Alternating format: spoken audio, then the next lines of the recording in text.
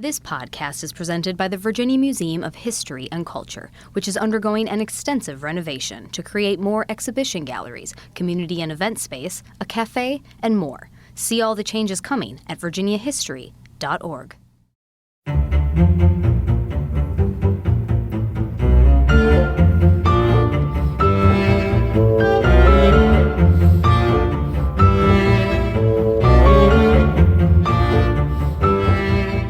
Hello, everyone. Welcome to episode 6 of season 5 of the How We Got Here podcast. I'm Rachel DePompa, your friend through this wild journey. Don't be sad, this is our final episode this season. We do have a bonus episode next week where executive producer Colton Weekly, digital director Kate Albright, and I hatch out all the ups and downs and behind the scenes of making this podcast this season for you. Always a fun time, and listen. Okay, let's dive in. We are turning back the clock on the week of August 9th through the 15th.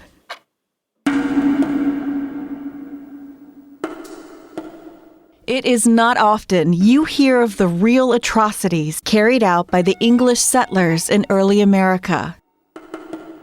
Brace yourselves for this story. The massacre of the Paspahegh Indians. It was August 10th, 1610.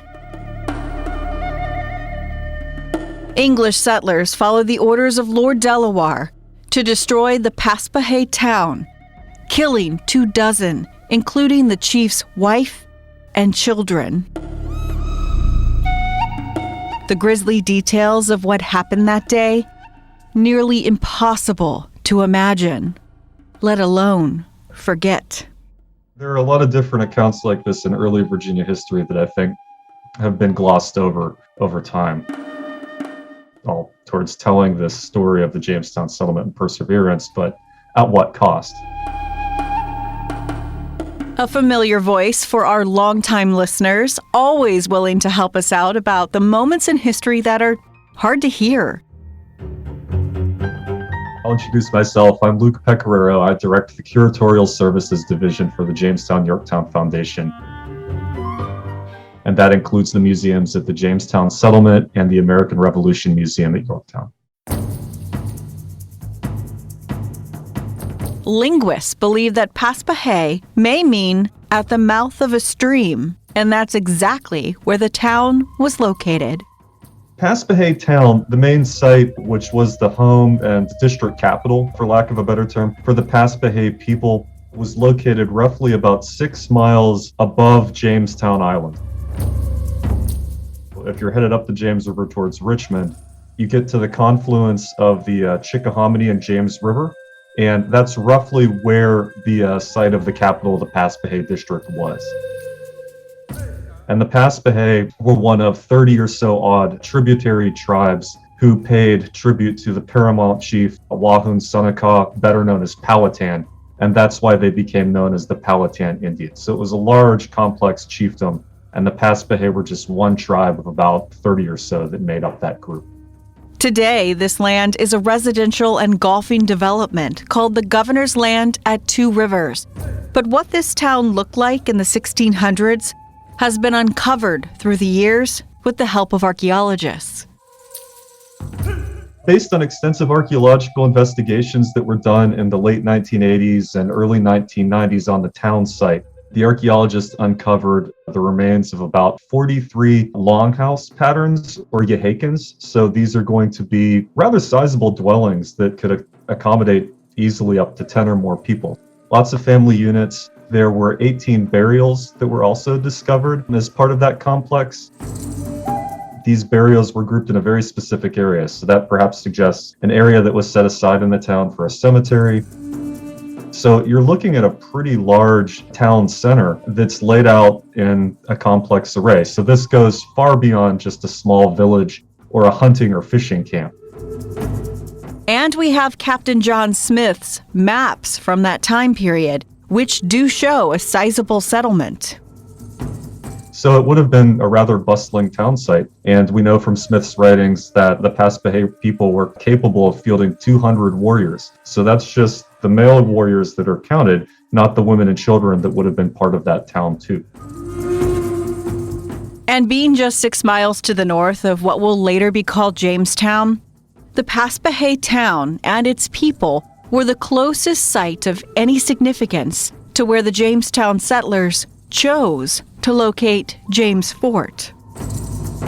I want to be very clear on this. The Jamestown settlers didn't ask permission to settle on Jamestown Island. They just took it because it was territory that wasn't inhabited. It would have been used by the Paspahegh people seasonally. And because of its location, it really wasn't a great spot for a permanent settlement like Paspahegh Town was. So almost right from the start, this incursion into the Paspahegh's territory created some tension between the Jamestown settlers and the warriors of Paspahegh Town. Really, from what we understand from the writings that survive, while there were friendly overtures on behalf of the Paspahegh people, there were great misunderstandings, miscommunication on behalf of the English colonists that often led to blows, open warfare, harassment of the English settlers by Paspahegh warriors. You have rocky relationships almost right out of the gate. Following that, when James Fort is established and set up, there's a period of time where the fort is essentially laid siege to by Paspahegh warriors and also warriors from the neighboring Weyanoke district. So they also would have been allied with Powhatan. The fighting did slow for a time. Supreme Chief Powhatan hoped to establish a relationship with these foreigners because he wanted the European trade goods, tools, and weapons they brought, and he planned to make them his subjects. Powhatan attempting to make a strategic alliance with the Jamestown settlers, not understanding that they were there to stay and they weren't willing to be vassals to his tributary chiefdom, ordered the Paspahegh and Weyanoke to stop attacking the English villages. So that leads to a period of relative, not out-and-out warfare as we had been seeing beginning in 1607. This relative peace didn't last long. John Smith seems to have been the only colonial administrator who was able to keep and broker the peace, but he leaves the Virginia colony in 1609 after an accident. And this is a really important turning point because the winter of 1608 and 1609 is commonly referred to as the starving time in the Virginia historical record. The Jamestown settlers don't have crops that they're able to grow. They're confined to the fort. After Smith leaves, the English demand for food only grows. Enter Lord Delaware, who we've told you a little about this season in episode 3 with the Sea Venture. Some folks pronounce his name Lord Delaware, others Delaware. After a while, you start to hear Delaware. Lord Delaware comes to take control of the colony, and he's a military man, out and out. He's not willing to really treat with Virginia Indians, and there again, relationships quickly sour. He's a member of England's aristocracy. He has wealth, he has power, he has influence. He's appointed by the Virginia Company to basically take control of the Jamestown settlement. And it's to his credit that martial law is imposed and the colony gets gradually whipped into some semblance of order. Once Lord Delaware assumes control of Jamestown, he sets an ominous tone for the nearby tribes. He gives an ultimatum to Powhatan. During this period, with Smith leaving and Delaware coming over to take control, there are a number of different skirmishes and fights that break out between English settlers and the members of the Powhatan tribes. English prisoners are taken. They are still in captivity by the time Delaware arrives. He demands their release. He demands food. He demands other things. Powhatan does not comply. So as a result, one of the things that Delaware says he's going to do is lay waste to the Paspahegh town. And he's a man of his word. The next part of this story is barbaric and cruel. I'm not even sure that those words can adequately capture the ruthlessness or harshness of what happened here 400 years ago. It's a really brutal period in Virginia's historical past.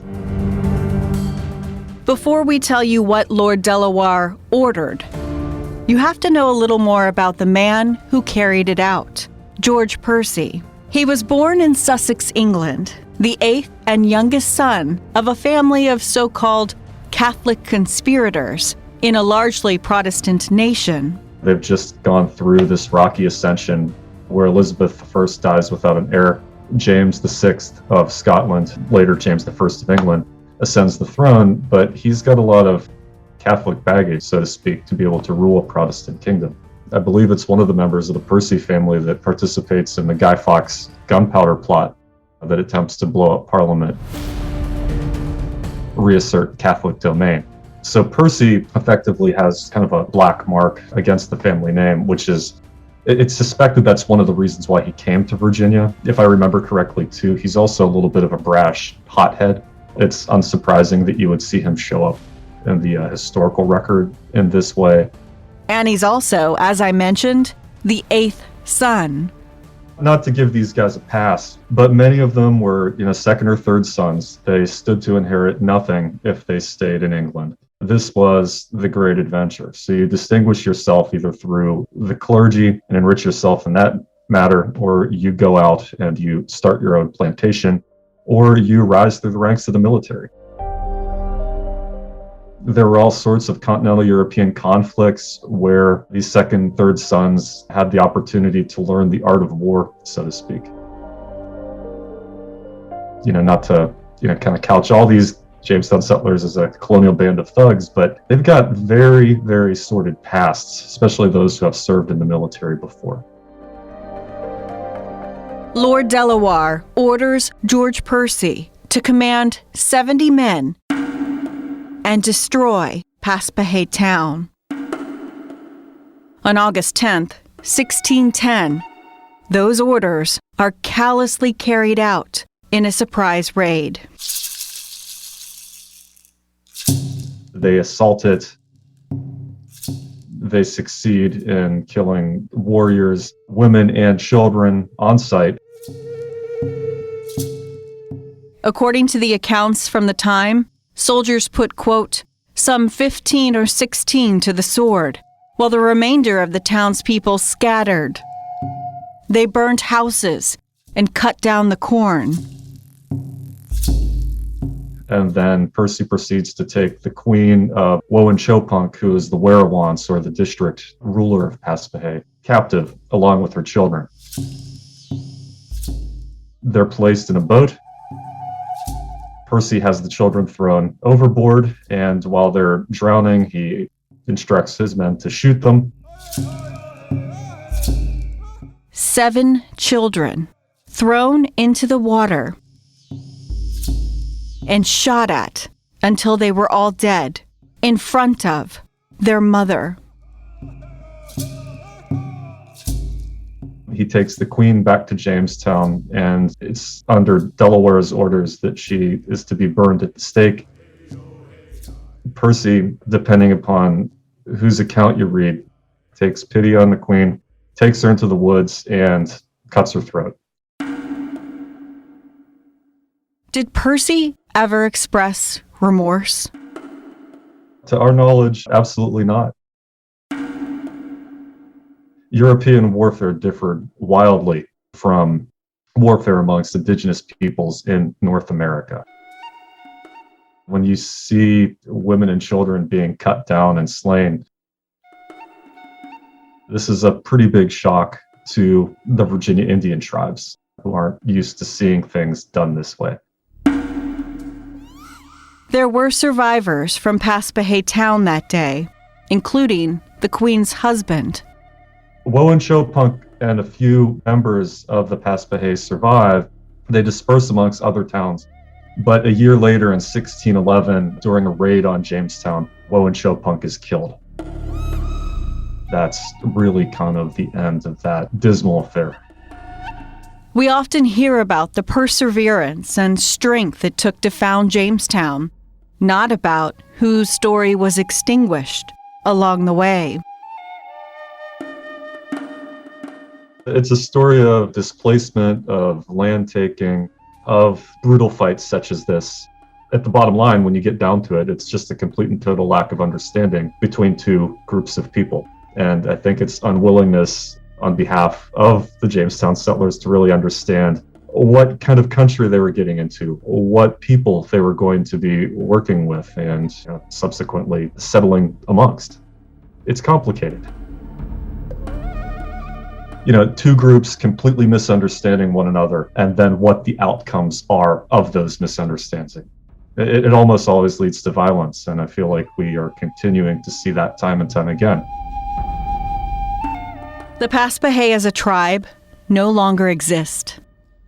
But it's highly possible the descendants from the survivors of that attack are among us today. We have many Virginia Indians who are descendants from the tribes that made up the Powhatan Paramount Chiefdom who still reside in their ancestral homelands. You have two of the oldest reservations in the United States of America up in King William County, where the Pamunkey and the Mattaponi reside. That was all the result of a treaty in 1646 that ended another war between English settlers and the Powhatan tribes. So with the Virginia Indian groups, many of them just getting federal recognition first in 2016, and then later several other groups got it in 2018. I think it's important to know, not to steal the title of your show, but how we got here. Why did it take so long for the tribes to get federal recognition? And this is just one of those instances, this story of disbursement of a community, of the effective wiping out of a tribe, that you end up seeing played out in the 19th and 20th centuries when there's Virginia legislative law that attempts to erase Virginia Indians from history too. And that was all done through the Racial Integrity Act of 1924. That's another story in and of itself. But you have to start somewhere with it to be able to understand where we are now. Was this genocide? Is that a fair question? Yeah, I think that's a fair question. And I would say yes, absolutely. I mean, this was an attempt to wipe out and disperse indigenous people from the perspective of the colonizer. Delaware made his demands known to Powhatan, and when Powhatan didn't act or didn't give him satisfaction, this was the result. Absolutely. I think it was a calculated plan early on. And, sadly, that's just kind of the colonizing mindset that you see played out through the history of the 13 colonies. August 10th, 1610. English settlers lead a surprise raid, wiping out Paspahegh town, taking its queen hostage and murdering her children in front of her before slicing her throat. Barbarian behavior in the name of a new settlement, a new colony, formed on the blood and bones of a nation already there.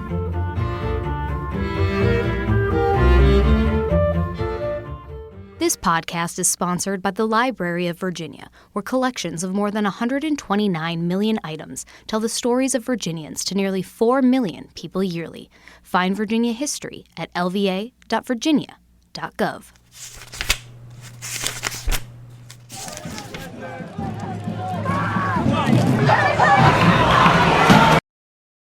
The panic and fear of August 12, 2017. Still echoes in our minds.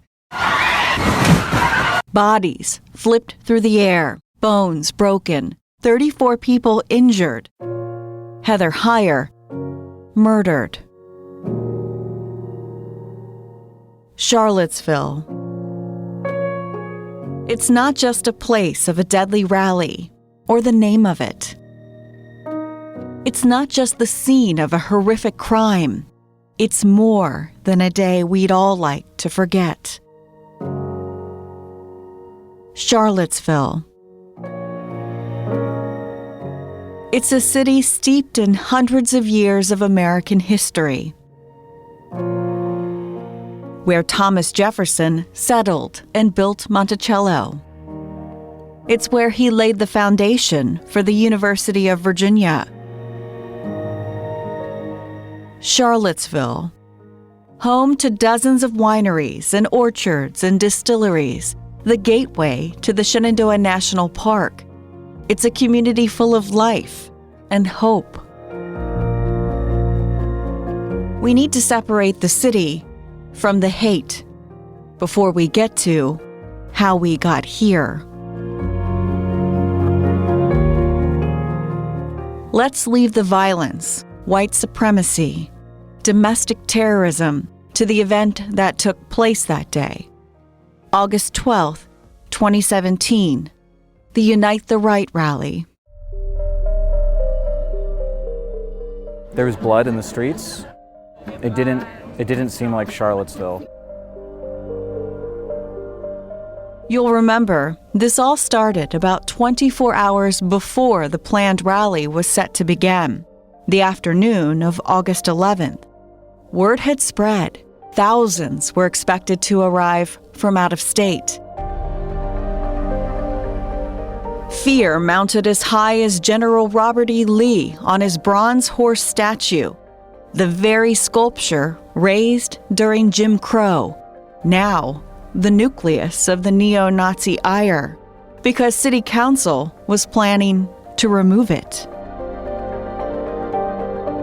Self-proclaimed pro-white activist Jason Kessler lived in Charlottesville and organized the event. White supremacists from across the country stormed the college town to protect Confederate monuments.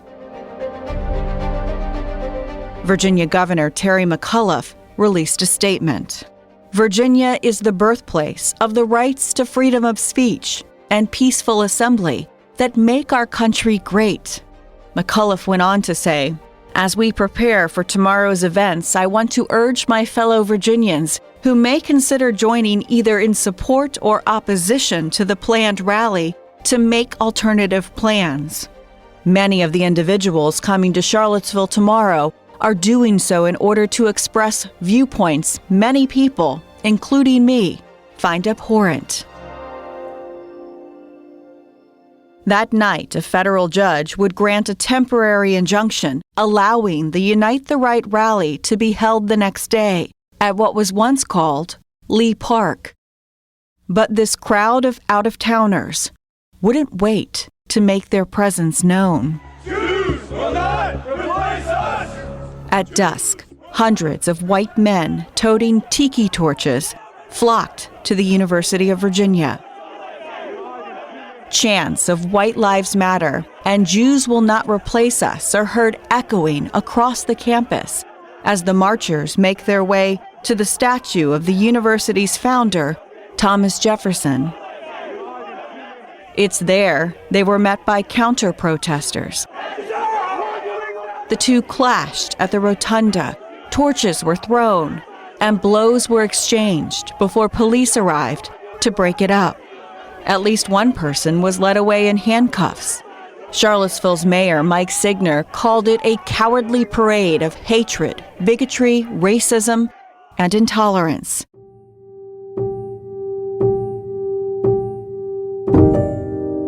But really, it was just foreshadowing what was to come at daybreak. The morning of August 12th, 2017, 8:30 a.m., thousands of protesters poured into the streets.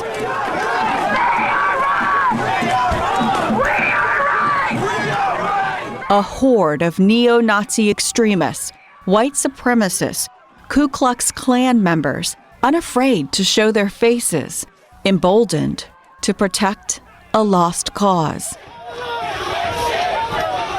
They're met by hundreds of counter-protesters, like Lisa. I wanted to go and stand up against people who are violent and oppressive. By 10:30 a.m., the tensions bubbling over, police not engaging. Violence breaks out as the two groups clash once again, beating each other as officers watch the melee. I felt terrified, and I was standing there as people were lining up in formation to march out, and I thought, well, this feels like war.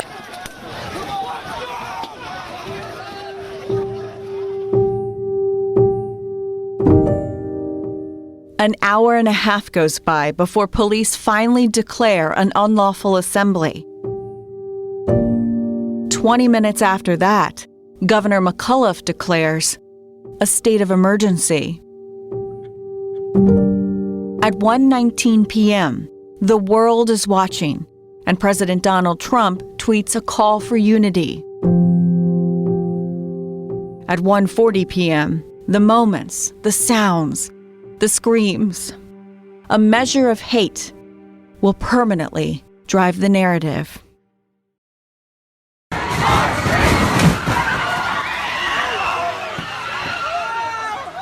"20-year-old James Alex Fields Jr. rams his car into the crowd, sending humans flying through the air like rag dolls, shattering bones and lives." When I was hit, I had no idea what was going on. I had heard screaming, and I was just beginning to think, should I run? And then I heard, that was him hitting bodies. Lisa was thrown into the air. In a Pulitzer Prize-winning photograph, her feet are seen sticking straight up as she's propelled from the impact of direct contact with Fields' car. Lisa's forehead was cut, her jaw out of alignment, her hand badly broken, along with both legs. Alex Morris was walking with her teenage daughter when she saw a flash of light, heard a boom, and was knocked out. She came to with a broken leg. Thomas Baker was directly struck by the car, flipped upside down, and suffered a concussion and torn ligaments in his arm and hip. Two sisters, Micah and Tay Washington, were inside their car when Fields slammed into them from behind. Injured themselves, Micah remembers seeing medics trying to save Heather Heyer's life. See EMTs fighting as hard as they can to revive someone. I mean, as hard as they can. I could see the intensity, the passion that they had behind trying to bring this woman back. It was something that I never thought that I would have to experience. Tay would later testify against Fields in court, saying she remembers seeing a woman's body on her windshield. Heather Heyer murdered in the mayhem.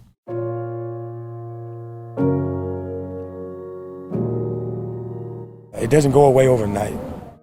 Heather's friend Marcus Martin still suffers from the memories of that day. You try to look at things and be normal again, but it just don't go nowhere. Courtney Commander was next to Heather when the car hit. I'll never get my friend back, and some of us will never recover from our injuries. 32-year-old Heyer worked as a paralegal and spent much of her time as a civil rights activist. She was marching that fateful day with other counter-demonstrators. Heyer died from blunt force injury to the chest. Shortly afterwards, the president commented on what was going on in Charlottesville, saying during a press conference, quote, "We condemn in the strongest possible terms this egregious display of hatred, bigotry, and violence on many sides. On many sides." Following criticism that he did not openly denounce white supremacy, he was asked to clarify his remarks a few days later. I think there's blame on both sides, and I have no doubt about it, and you don't have any doubt about it either. I watched those very closely, much more closely than you people watched it, and you had a group on one side that was bad, and you had a group on the other side that was also very violent, and nobody wants to say that, but I'll say it right now. Heather Heyer's mother, Susan Breaux, didn't hesitate to speak about her daughter in the hours after her death. I'm really not angry. I'm very sad. I'm very, very sad. But I can't be angry because angry will make me hate, and hate only leads to more hate. And there's just no point to that. Heather wouldn't have wanted that either. She would have said, well, why hate? What does that accomplish? What would that do for anybody? And so that's how I raised her, and that's how I believe myself.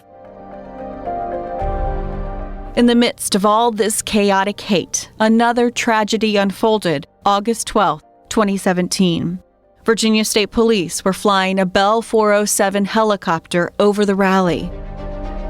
That chopper had just taken off to monitor the governor's motorcade after he arrived in Charlottesville to assess the situation. Inside it were 48-year-old State Police Lieutenant H.J. Cullen and 40-year-old Trooper Pilot Burke M.M. Bates.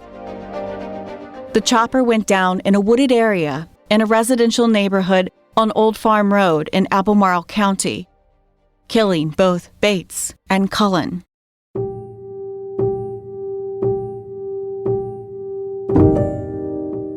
I'll never forget telling my husband that night that a state police helicopter had just crashed. He instantly became frantic with worry. He said Burke was supposed to be training this week. He called Burke's cell phone several times. He played hockey with Burke. I'd met him, his wife, their twin children. It was a crushing night. Burke died one day before his 41st birthday. He had served with the Virginia State Police for 13 years and had only recently been assigned to the aviation unit. Governor McAuliffe eulogized him at his funeral. Burke was best friends with every one of my 5 children. We miss him greatly. That was a tragic day for Jay Cullen and Burke Bates in Charlottesville, Virginia. One of the worst days in American history. His brave wife, Amanda, also spoke. Burke was so protective that the first line of duty funeral I attended was his. He told me time and time again he never, ever wanted me to see that or know that pain. His job, his calling, was to protect not only the citizens of the Commonwealth of Virginia, but those that he loved and held most dear. Lieutenant Jay Cullen had served with the Virginia State Police for 23 years and was assigned as the commander of the aviation unit. He was survived by his wife and 2 sons. State Police Colonel Stephen Flaherty spoke at his funeral. He was a man of unwavering integrity. I would fly anytime, anywhere, in any condition, in any aircraft that Jay Cullen was at the helm of. James Fields Jr. was charged with murder and 29 federal hate crimes. In the days and weeks that followed, we would learn much more about him. Derek Weimer was a former teacher and remembers Fields' obsession and interest in extreme views. You know, he thought the Nazis were great and what Hitler did was great, and, you know, this whole like white supremacy, racial dominance thing, he was into that. And there were times that I just straight up sat him down and said, you know, you have students of different racial backgrounds and stuff here in this high school. Are you going to judge them? Are you going to, you know, basically say they're one way or another? You don't even know them as individuals because of this ideology and these beliefs you believe in?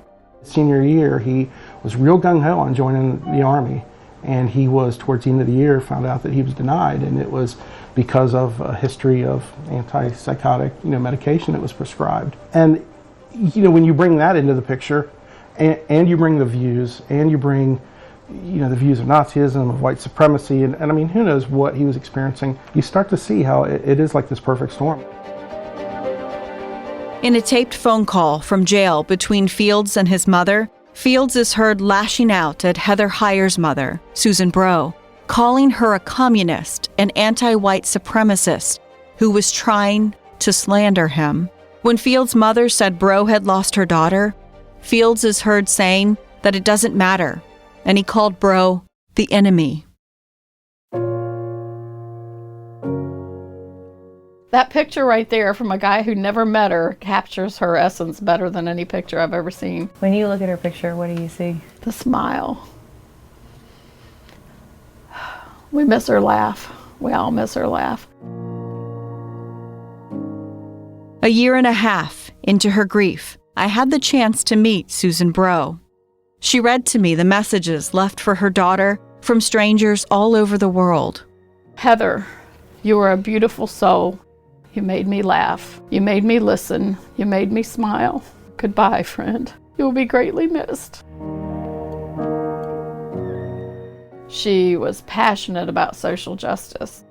Susan's made it a mission to make sure we don't forget, and we work to better understand how this happened. If hate crimes are as underreported as they seem to be, do we have a really huge crisis on our hands? Do we have a minor crisis on our hands? What exactly is happening? We don't even know. She's tirelessly tried to make sure hate crimes are better documented in this country. Heather's death is at least a catalyst for change. I would not have made that choice. I wish we had woken up sooner. U.S. Attorney Thomas T. Cullen called the car rampage, quote, calculated, cold-blooded, and motivated by this deep-seated racial animus he has demonstrated throughout the course of his life. Charlottesville's never going to be the same. What happened on August 12, 2017 serves as a marker, and it's indelible, and it will be with this community and the Commonwealth of Virginia and our country for all time. Fields pleaded guilty to the 29 hate crimes in a plea agreement that would save his life. Avoiding the death penalty, he was sentenced to life in prison and given a second life sentence on state charges not long after. When he was sentenced, Fields apologized for the, quote, hurt and loss I've caused. He went on to say, quote, every day I think about how things could have gone differently and how I regret my actions. I'm sorry. That was a last-ditch attempt to get a reduced sentence. He's the least sincere person I've ever met. Survivors now have the final word. James Fields received the sentence he deserved for Heather's murder. Getting the maximum sentence reflected the severity and the atrocity of that crime. And I want people to make better choices for the future and not be like James Alex Fields. Susan Bro speaking up for her daughter. She would be excited that hate did not win. She would be excited that social justice does move forward. The biggest thing is that hate did not win today. August 12, 2017. A small Virginia city is propelled into the headlines across the world after a white supremacist drove his Dodge Challenger into a crowd of protesters. Nearly 5 years after that destructive day meant to unite the alt-right, Charlottesville's Robert E. Lee statue came down. Some argue its removal puts Charlottesville on the right side of history. This podcast is recorded by WWBT, NBC 12 in Richmond, Virginia. This episode was written by me, Rachel DePompa. Thank you to Digital Director Kate Albright and Executive Producer Colton Weekly for another fantastic season. You are both rock stars, and we couldn't make this podcast without either of you. And a special thank you to Associate Producer Sam Maneri for all of your research and help writing in this episode. Kate, go tell your mama I was nice to you at the end of an episode. And many thanks. And many thanks to our guest this week, Luke Pecoraro, the Director of Curatorial Services for the Jamestown-Yorktown Foundation. Next week, Colton, Kate, and I are going toe-to-toe in our famous bonus episodes about the making of this podcast. If you like this podcast, please support local journalism. You can find stories like these from a little more recent history at NBC12.com.